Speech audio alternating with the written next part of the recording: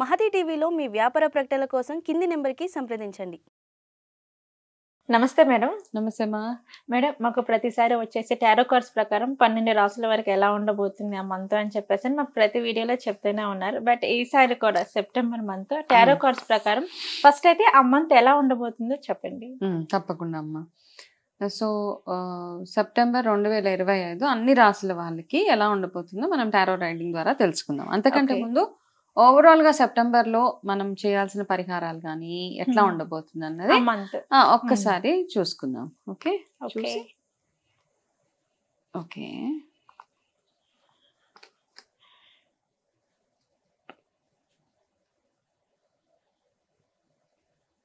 Okay so సెప్టెంబర్లో ఏంటంటే ఓవరాల్గా ఏంటంటే మనం అందరం కాస్త ఆరోగ్యం మీద ఒకటి ఫోకస్ ఎక్కువగా పెట్టుకోవాలి. ఏదైనా ఇన్వెస్ట్మెంట్స్ కానీ జాయింట్ వెంచర్స్ అవన్నీ బాగా వర్కౌట్ అవుతాయి సెప్టెంబర్లో అనమాట. అంటే కలిసి చేసుకుని ఏదైనా కానీ బిజినెస్ అవ్వచ్చు, నలుగురు కలిసి చేసే ఏ పనైనా చాలా చాలా సక్సెస్ఫుల్ గా ఉంటుంది సెప్టెంబర్ మంత్ లో. ఆరోగ్యపరంగా ఇప్పుడు నార్మల్ గా కూడా మాన్సూన్ సీజన్ అందరికి అప్స్ అండ్ డౌన్స్ ఉంటాయి కాబట్టి ఆ ఒక్క విషయంలో కాస్త కేర్ఫుల్ గా ఉండడం ఒకటి. అయితే సెప్టెంబర్ లో అందరికి ఒక ఏంటంటే మీ ఇంటి పెద్దలు ఎవరైతే ఉన్నారో వాళ్ళకి మీరు ఎంతగా మర్యాద ఇవ్వగలిగితే, అంటే ఇంట్లో ఉన్న పెద్దవాళ్ళందరికీ వాళ్ళకి కావాల్సినవి ఏవైతే అవసరాలు ఉన్నాయో అవన్నీ తీర్చుకుంటూ వెళ్ళిపోండి అంతే. అయితే దీనికి రిలేటెడ్ గా మనం పితృపక్షాల గురించి కూడా మాట్లాడుకుందాం. కార్డ్స్ పరంగా కూడా మనకి అలాగే వచ్చింది. మీ ఇంట్లో ఉన్న పెద్దలందరూ ఏ రాశి వాళ్ళైనా కానీ మీ ఇంట్లో ఉన్న అమ్మమ్మలు, తాతలు, పేరెంట్స్ని ఓకే ఎలాగో పేరెంట్స్ ఉన్నారు, పేరెంట్స్ కాకుండా ఇంట్లో వేరే వేరే పెద్దవాళ్ళు ఉంటారు కదా, వయసు అయిపోయిన వాళ్ళందరికీ మీ వంతుగా మీరు ఏమేమి చేయగలుగుతారో అవన్నీ చేసేయండి. ఓకే, ఇది నెంబర్ 1. రెండోది పితృపక్షాలు మనకి మొదలవుతున్నాయి. సెప్టెంబర్ గ్రహణం అయిపోగానే మొదలవుతుంది కదా. సో గ్రహణం అయిపోగానే పితృపక్షాలు 15 రోజులు ఉంటాయి. ఈ పితృపక్షాలలో మనం ఏం చేద్దాము, అందరు ప్రతి ఒక్కరు అనమాట, ఇది ఒక రెమెడీ అనుకోండి, ఏదైనా అనుకోండి. సో చాలా మంది ఇగ్నోర్ చేసేస్తూ ఉంటారు. ఏమేమి ఇగ్నోర్ చేస్తాం మనము, ఎవరైనా మన ఇంట్లో గతించిన వాళ్ళు ఎవరైతే ఉంటారో పెద్దలు, మన యాన్సిస్టర్స్, ఓకే తాత ముత్తాతలు చనిపోయిన వాళ్ళు ఉంటారు. చాలా మంది మనము వాళ్ళు ఏ రోజు చనిపోయారో మనకు గుర్తుండదు, లేకపోతే మర్చిపోతూ ఉంటాం. రకరకాల పనులలో పడిపోయి తిది వారాలు మర్చిపోతాము. కొంతమంది డేట్ ప్రకారం చేసేస్తూ ఉంటారు, డేట్ ఒకటే గుర్తుపెట్టుకుంటారు.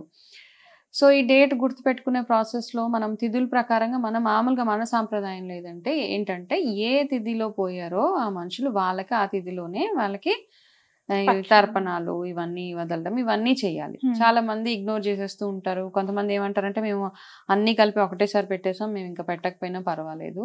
కానీ మన పెద్దలు ఎవరైతే ఉన్నారో, మన యాన్సిస్టర్స్, పితృదేవతలు ఎవరైతే ఉన్నారో వాళ్ళు ఎప్పుడు మనల్ని వాచ్ చేస్తూనే ఉంటారు. వాళ్ళు నన్ను ఎంత గుర్తు చేసుకుంటున్నారు, వాళ్ళు నేను లేకపోయినా నాకు ఎలాంటి కార్యక్రమాలు జరిపిస్తున్నారని వాళ్ళు ఎప్పుడూ ఒక కన్నేసి ఉంచుతారనమాట.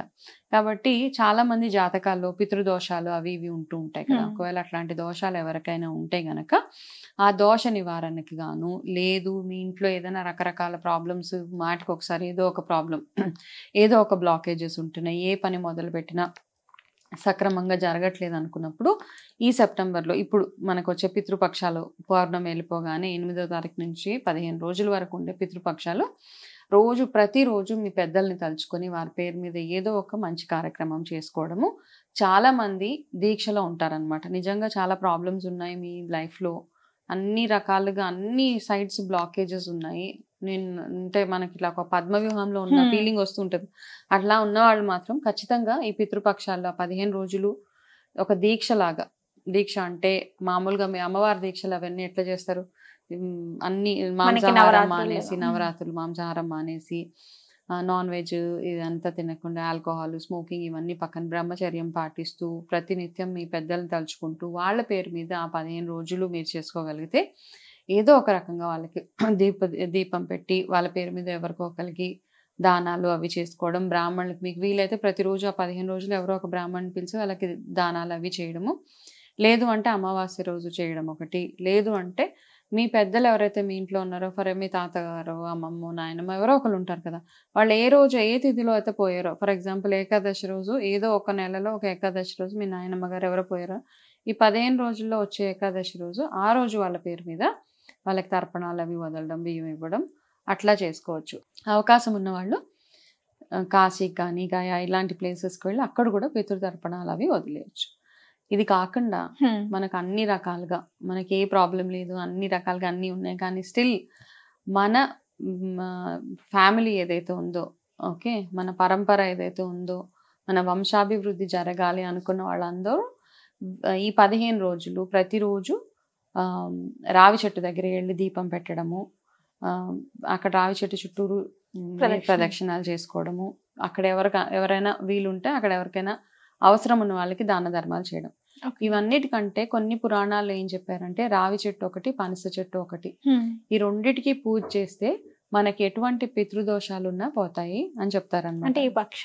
ఈ పక్షాల్లో ప్రతిరోజు పితృదోషం అని జాతకం చూపించుకున్నప్పుడు పితృదోషం చూపిస్తూ ఉంటుంది ఒకరికి ఎవరికైనా, వాళ్ళు మాత్రం రావి చెట్టు పూజ రెగ్యులర్ గా, పనస చెట్టు పూజ రెగ్యులర్ గా చేసుకోవడం ఇది చాలా చాలా ఉత్తమం.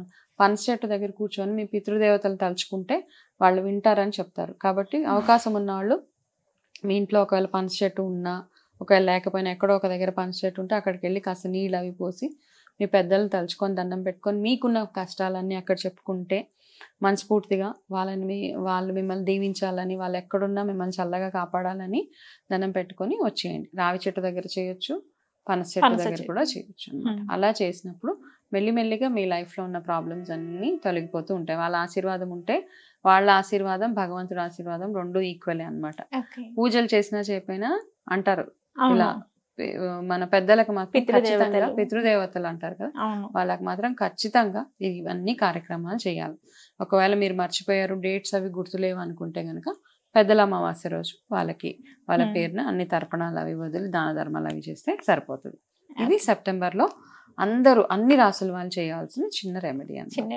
ఓకే మేడం, ధనుసు రాశి వారికి వచ్చేసి సెప్టెంబర్ మంత్ లోని వారికి టారో కార్డ్స్ ప్రకారం ఎలా ఉండబోతుంది ఏంటి ఆ మంత్ మొత్తం కార్డ్స్ చూసి అయితే మాకు చెప్పండి మేడం. సో సెప్టెంబర్ 2025 ధనుసు రాశి వాళ్ళకి టారో కార్డ్స్ ప్రకారం ఎట్లా ఉండబోతుందో ఒకసారి చూసి తెలుసుకుందాం.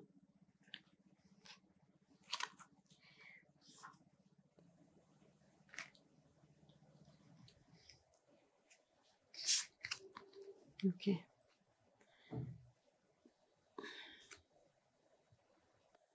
ధనుసు రాశి వాళ్ళకి ఫస్ట్ ఏంటంటే మీ లైఫ్ స్టైల్ని చేంజ్ చేసుకోండి అని ఒక కార్డ్ అనమాట.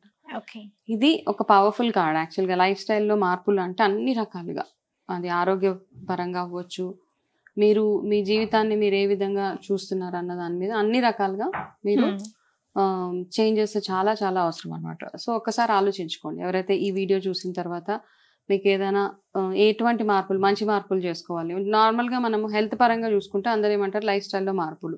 లైఫ్ స్టైల్లో మార్పులు అంటే ఏదో తినడంలోనో లేకపోతే ఎక్సర్సైజ్ అదే కాదనమాట. ఎమోషనల్గా కూడా మీ నిద్ర ఎట్లా ఉంటుంది, ఎమోషనల్ హెల్త్ ఎట్లా ఉంటుంది, ఇవన్నీ కొంచెం మార్చుకోవాలి. అది ఒకటి ఓవరాల్గా. రెండోది ఏంటంటే మీరు మీ ఫైనాన్షియల్గా చూసుకుంటే మీ డబ్బులు ఖర్చు పెట్టే అలవాటు ఏదైతే ఉందో దాన్ని కొంచెం మార్చుకోండి. అంటే ఐదర్ మీరు టూ మచ్ స్పెండ్ చేస్తూ ఉండొచ్చు, లేకపోతే అసలు స్పెండ్ చేయకుండా ఉండొచ్చు. కొంతమందికి ఏంటంటే స్కేర్ సిటీ మైండ్ సెట్ అనమాట. మనం అవసరమైనవి కూడా కొనుక్కోలేకుండా కూర్చుంటాం. ఓకే, అంటే అబ్బా ఈరోజు 100 రూపాయలు ఖర్చు పెడితే రేపటికి ఎట్లా అంటాం, బట్ ఆ 100 ఏదో రకంగా ఖర్చు అయిపోతుంది. దాన్ని స్కేర్ సిటీ మైండ్ సెట్ అంట. కాబట్టి ఆ మైండ్ సెట్ నుంచి కూడా బయటకు రావాలి. ఒకవేళ అతిగా ఖర్చు పెట్టే వాళ్ళు ఉంటే దాన్ని కొంచెం కంట్రోల్.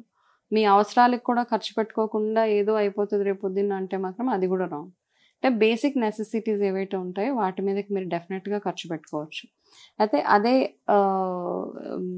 విధంగా మీ హెల్త్ విషయంలో కూడా ఎందుకులే హాస్పిటల్కి వెళ్తే డబ్బులు ఖర్చు అయిపోతాయి, ఎందుకులే టెస్టులు చేయించుకుంటే డబ్బులు వేస్ట్ అయిపోతాయి అన్న థాట్ ప్రాసెస్ ఎవరికైతే ఉందో దాని నుంచి కాస్త పక్కకు వచ్చి ఆరోగ్యపరంగా మీరు ఏవైతే రెగ్యులర్ రొటీన్ చెకప్స్ ఏవైతే చేయించుకోవాలో అవి మీరు చేయించుకోవడం చాలా చాలా suggestible for the month of September అనమాట. ఫ్యామిలీ పరంగా బ్యూటిఫుల్ కార్డు, మంచి ఫ్యామిలీ సపోర్ట్ అదంతా ఉంటుంది.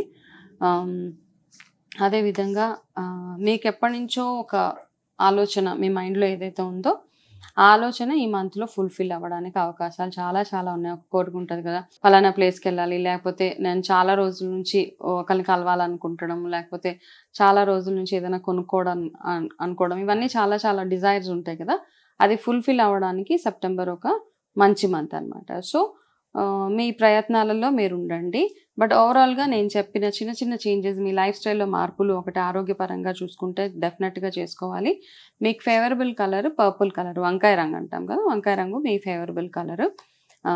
సో మీరు ఎక్కడికైనా వెళ్తున్నప్పుడు అట్లాంటి కలర్ క్లాత్ లేకపోతే ఒక డ్రెస్ లేదా కర్చీఫ్ అట్లాంటిది క్యారీ చేయడం చాలా సజెస్టబుల్. జనరల్గా ఏం చేస్తామంటే ఒక్కొక్కసారి నేనేం చేస్తాను, నేను కూడా కార్డ్స్ చూసుకొని నా ఫేవరబుల్ కలర్ ఉన్న రోజు ఆ కలర్ ఫ్లవర్స్ ఏదైనా ఒకటి ఉంటే తెచ్చి అట్లా ఎక్కడ ఒక దగ్గర అట్లా వేస్తాను అనమాట. నాతో పాటు క్యారీ చేయడం అట్లాంటివి చేస్తాను.